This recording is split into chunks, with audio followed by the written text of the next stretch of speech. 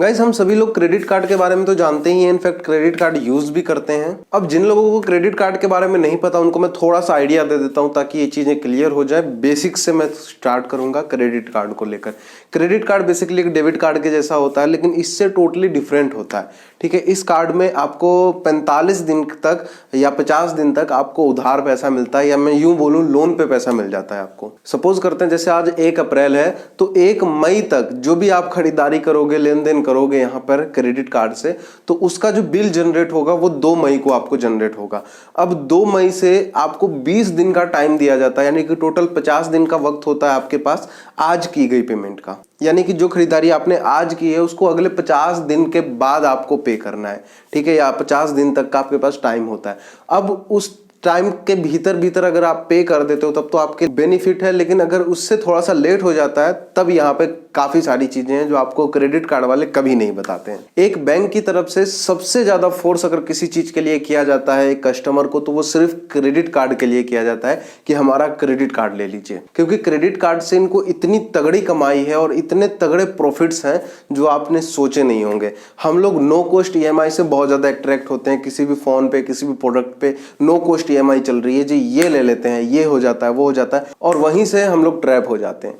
अब no cost EMI को लेकर क्रेडिट कार्ड वालों को लिए स्पेशली आरबीआई को एक नोटिस जारी करना पड़ा कि ये जो ईएमआई है, नो कॉस्ट ईएमआई खास करके, ये एक तरह से धोखा है। अब आप बोलोगे धोखा कैसे है? तो अब देखो, अगर आपको कोई फोन लेना है, ठीक है, तो आपके पास क्या ऑप्शन होता है? या तो आप किसी दुकान पर जाके ऑनलाइन या ऑफलाइन आप अपनी पसंद से फोन खरीद लीजिए, ठीक है, उनको पेमेंट कर दीजिए, फोन खरीद लीजिए। लेकिन बैंक जो है ऐसा बिल्कुल नहीं चाहते हैं। बैंक नहीं चाहते हैं कि आप एक ही बार में अपना पूरा पेमेंट करके पैसा पे अपना फोन घर ले आओ। ये चाहते हैं कि आप वहां पर ईएमआई कराओ, तब आपको नो कॉस्ट ईएमआई ऑफर की जाती है और आपको बड़ा अट्रैक्टिव ऑफर लगता है ये। अब आप बोलोगे कि बैंक ऐसा क्यों चाहेगी कि लोग ईएमआई पे फोन लें या ईएमआई कराएं? तो देखो, ईएमआई पे कोई भी प्रोडक्ट, मैं ये नहीं कहता फोन की बात है, कोई भी प्रोडक्ट अगर आप लेते हो तो इससे जो सामने वाली कंपनी है और जो सामने वाला बैंक से टाई अप कर रखा है, मतलब आपका क्रेडिट कार्ड जो है और जो भी कंपनी से आप चाहे फ्लिपकार्ट से कोई सामान ले रहे हो, तो इन दोनों का टाई अप होता है, जिससे कि मान लीजिए फ्लिपकार्ट पे पहले अगर 1000 फोन सेल होता था, जो कैश में लोग 1000 फोन सेल लेते थे, और उस 1000 के फोन पे सेलिंग पे इनको 10,000 का प्रॉफिट होता था। लेकिन अब क्रेडिट कार्ड आ जाने के बाद 3000 फोन सेल होते हैं और इनका प्रॉफिट जो है वो 30,000 हो गया है बढ़ के। ऐसा क्यों हुआ? क्योंकि जो ईएमआई का ऑप्शन है ना, वो लोगों की जो परचेजिंग पावर है उसको बढ़ा दिया है या उसको बड़ा कर दिया है। जब भी आप कुछ भी ईएमआई पर बाय करते हो तो ये एक तरह से लोन की तरह एक्ट करता है, और ये जो लोन की प्रोसेसिंग फीस है ना, इसके बारे में कहीं पर भी कोई भी चर्चा नहीं होती। ये एक हिडन तरीके से यूजर से लिए जाते हैं।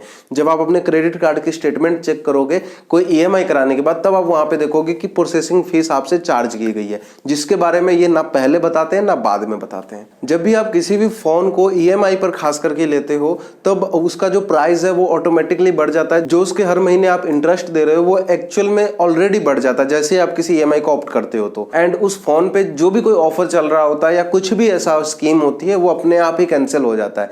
ऐसे में किसी भी फोन का प्राइस ऑटोमेटिकली बढ़ जाता है। ये हम बात कर रहे हैं ईएमआई पे, यानी कि जो ईएमआई आपसे इंटरेस्ट चार्ज करती है। अब इससे भी खतरनाक एक चीज होती है जिसको नो कॉस्ट ईएमआई बोलते हैं। इसमें बेसिकली आपसे इंटरेस्ट अमाउंट लिया जाता है और फिर जब उस ईएमआई को कंप्लीट कर देते हो आप 6 महीने में, साल भर के बाद, तब जो इंटरेस्ट आपसे लेते हैं उसको आपको रिटर्न कर देते हैं कैशबैक के थ्रू या फिर रिवॉर्ड पॉइंट के थ्रू। अब सोचने वाली गाइस ये बात है कि इन लोगों को अगर आपसे इंटरेस्ट नहीं कमाना है तो पहले इंटरेस्ट ले क्यों रहे हैं जो बाद में वापस कर रहे हैं?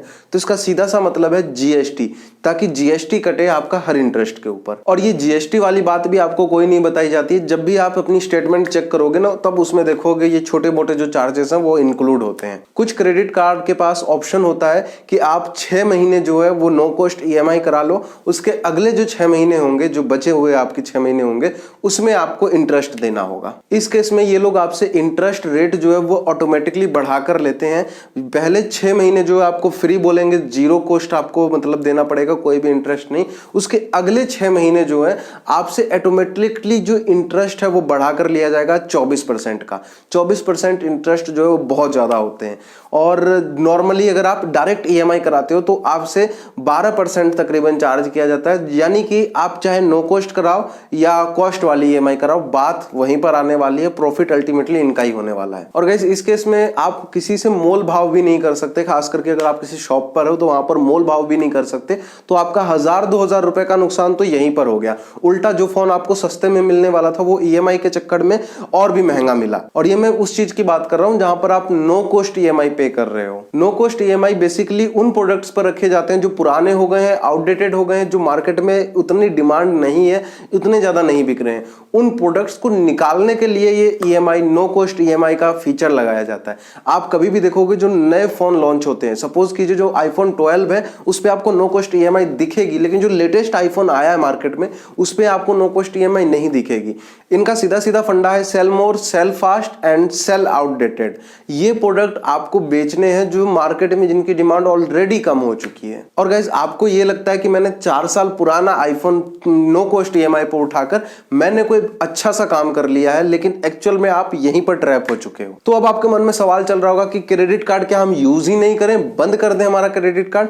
तो ऐसा बिल्कुल नहीं है। जब भी आपकी जेब में क्रेडिट कार्ड होता है तब आपकी जेब में पैसे नहीं भी होंगे ना, तब भी आपको लगेगा कि मेरे जेब में पैसे हैं, और उस केस में आप जो चीज नहीं करना चाहते थे वो भी चीज कर देते हो। जिस चीज पे आपको खर्च नहीं करने थे वो भी चीज खर्च कर देते हो उधार के पैसे पर। अब आप बोलोगे तो उधार है तो क्या हुआ, हाँ एटलीस्ट हमें किसी के आगे हाथ तो फैलाना नहीं पड़ रहा है ना, किसी से लोन लेने की जरूरत तो नहीं पड़ रही है, हमारे पास क्रेडिट कार्ड है, हम यहाँ पे हमारी इज्जत जो है वो बची हुई है। अब यहाँ पर आप एक चीज नोटिस करना, जब भी आप किसी से उधार मांगते हो पैसा या लोन पे लेते हो तब उस केस में आपको बहुत ज्यादा जरूरत होती है पैसों की, तब आप किसी से उधार मांगते हो। लेकिन यहाँ पर आप वो चीजें खर्च कर रहे हो, वो चीजें खरीद रहे हो जिन चीजों की आपको जरूरत ही नहीं होती है। आप जब अपनी स्टेटमेंट चेक करोगे तो वहां पर आपको 70 से 80% वो चीजें दिखेंगी जिस चीज की आपको जरूरत ही नहीं थी, और वो चीजें आप अपने घर में ले आए हो ईएमआई के ऊपर। इस केस में कुछ नहीं किया गया, बस आपकी जो बाइंग कैपेसिटी है ना उसको बढ़ा दिया गया है। सपोज कीजिए आपको 1 लाख रुपए के आईफोन की जरूरत थी ही नहीं, ठीक है, आपका काम जो है वो 10-20 हजार वाले फोन से भी आराम से चल जाता, लेकिन आपका ये जो 2000-3000 हर महीने देने वाली छोटी छोटी आपको इंटरेस्ट के रूप में जो आपसे ईएमआई करा लेते हैं, इस पे आप अट्रैक्ट हो जाते हो और आपको 1 लाख वाला फोन नहीं चाहिए था, तब पर भी आप 1 लाख वाला फोन ले आते हो। आप बताओ कि ये जो ईएमआई का ऑप्शन नहीं था पहले, तो कितने लोग महंगा फोन यूज करते थे? बहुत कम लोग महंगा फोन यूज करते थे। लेकिन आज के टाइम पे जो बंदा 20,000-25,000 रुपए भी महीना कमा रहा है वो भी 3-3 हजार रुपए की ईएमआई करा लेता है और 1.5 लाख रुपए का फोन घर ले आता है। और फिर उस बंदे की काम करना, जो जॉब कर रहा था, वो उसकी मजबूरी बन जाएगी, क्योंकि अगर जॉब छोड़ दिया तो जो हमारी ईएमआई है वो बाउंस हो जाएगी, और बाउंस हो गई तो फिर वहां से क्रेडिट कार्ड वालों की कमाई शुरू होती है। फिर ये जो 1.5 लाख का फोन था ना आपका, ये 2 लाख रुपए में बन जाएगा। यहाँ पे एक मिनिमम अमाउंट जो है आपको हर महीने पे करना पड़ता है इंटरेस्ट के रूप में। अगर बाय चांस आप ईएमआई पे नहीं कर पाते हो, बाउंस हो जाता है आपका, तो आप पे एक तो बाहरी पेनल्टी लगती है, ऊपर से देखो बैंक ना चाहते हैं कि आपसे ईएमआई मिस हो, तभी तो 1-1 साल तक की आपको ईएमआई का ऑप्शन है, ताकि आप किसी महीने ईएमआई छोड़ो और वहां से आपको तगड़ी पेनल्टी लगा दो। अगर आपका जो मतलब ईएमआई है वो 1 दिन भी लेट होता है ना, तो ये 1 दिन के हिसाब से आपसे इंटरेस्ट नहीं चार्ज करते हैं, ये 45 दिन का आपसे इंटरेस्ट चार्ज करते हैं। पेनल्टी जो है ये आपसे 2 से 3% चार्ज करते हैं, जो कि अगर हम 2% के हिसाब से ही मान के चलें तो सालाना जो है वो 24% हुआ, और ये 24% जो इंटरेस्ट है ये एक्चुअल में बहुत ज्यादा है। आपने पुरानी फिल्मों में एक सीन जरूर देखा होगा जहां पर एक जिम्मेदार होता है और वो गरीबों की जमीन गिरवी रखता है अपने पास और उन बदले में उनको कुछ पैसे देता है। गरीब जो है वो पूरी जिंदगी खेती करके उस बंदे को खिलाता है, लेकिन उसका जो पैसा है ना, उसका जो जमीन है वो वापस किसान के पास, गरीब के पास नहीं आ पाती है। तो ये जो क्रेडिट कार्ड है ना, ये नए मॉडर्न जमाने का जिम्मेदार है, जिसको अगर आपने सही से यूज नहीं किया तो आपको बहुत बड़ी दिक्कत में डाल देगा। क्रेडिट कार्ड अगर सही से यूज करो तो बहुत अच्छी चीज है। क्रेडिट कार्ड पे आपको अच्छे अच्छे कैशबैक मिलते हैं, अच्छे अच्छे ऑफर्स मिलते हैं, लेकिन जब भी यूज करो तो ऐसा यूज करो कि मैं डेबिट कार्ड की तरह यूज कर रहा हूं, इस पे जो भी मैं ट्रांजेक्शन करूंगा वो मेरे पास होनी चाहिए, जो भी मैं पेमेंट कर रहा हूं वो फुल पेमेंट मेरे पास होनी चाहिए, और फुल पेमेंट करके ही आप क्रेडिट कार्ड का यूज करो। ये जो मिनिमम अमाउंट वाला फंडा है ना, इसको कभी भी आप मत अपनाओ। और ये है कि इस महीने थोड़ा पैसा दे देता हूं, अगले महीने दे देंगे, या इस महीने पैसा नहीं है 40 दिन बाद, 1 महीने बाद हम पैसा दे देंगे, सैलरी आएगी, तो ये चीज आपको कभी नहीं करनी। यहीं से आप ट्रैप होना शुरू हो जाते हो। और गाइस कुछ ऐसी चीजें जहां पर आपको क्रेडिट कार्ड भूल से भी यूज नहीं करना। अगर यूज करते हो तो आपको अच्छे खासे चार्जेस का सामना करना पड़ता है, जो कि जल्दी जल्दी कोई क्रेडिट कार्ड कंपनी नहीं बताती है। पहली अगर हम बात करें तो पेट्रोल पंप पे आपको यूज नहीं करना चाहिए। यहां पर आपको 1% का सर्विस फीस लगती है और लगभग 7.2% के आसपास जीएसटी लगता है आपसे। और सेकंड चीज, आपको आईआरसीटीसी में टिकट बुक करने में भी नहीं यूज करना चाहिए, क्योंकि यहाँ पर आपको 1 से 2% एक्स्ट्रा चार्जेस देने पड़ते हैं। तीसरी चीज, आपको पेटीएम, गूगल पे, अमेजॉन जैसे वॉलेट में पैसा ऐड नहीं करना है क्रेडिट कार्ड से, क्योंकि यहाँ पर 2 से 3% की फीस लगती है, प्लस जीएसटी भी साथ में लगता है। चौथी चीज, आपको यहाँ पर कभी भी कैश विड्रॉल नहीं करना है एटीएम में जाकर, क्योंकि भारी पेनल्टी लगती है उस पे। उसके बाद पांचवी चीज, आपको यहाँ पर किसी को भी क्रेडिट कार्ड से क्रेडिट कार्ड में बैलेंस ट्रांसफर नहीं करना है। इस केस में आपको इंटरेस्ट भी ज्यादा पे करना पड़ेगा और जो प्रोसेसिंग फीस है वो एक्स्ट्रा लगेगी। उसके बाद में इंश्योरेंस या एलआईसी वगैरह की जो प्रीमियम होती है वो आपको पे नहीं करना है, क्योंकि यहाँ पर 1 से 1.5% आपको एक्स्ट्रा पे करना पड़ जाएगा।